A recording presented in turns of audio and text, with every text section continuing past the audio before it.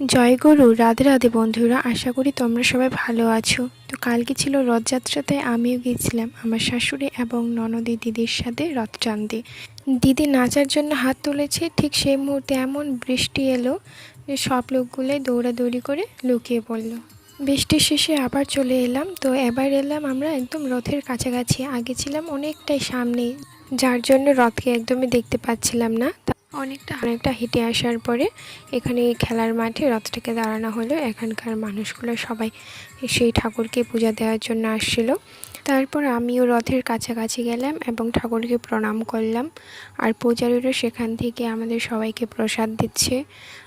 এতটাই ভিড় ছিল যে যারা ঠাকুরের কাছাকাছি যেতে পারছে না তারা দূর থেকে ঠাকুরকে ভোগ দিচ্ছে এবং পয়সা ফেঁকে দিচ্ছে। আর রথের খুব কাছাকাছি আছে তাদেরকে এই পূজারীরা চেয়ার দিয়ে ছেড়ে দিচ্ছে। তারপর আমরা মাঠের মধ্যে বসে পড়লাম এবং অনেক চেনা মানুষের সাথে সাক্ষাৎ হলো এবং অনেক গল্প স্বল্প হলো। শেষের দিকে দিদি বলল, কি রে, একটাও ছবি তুলবি না?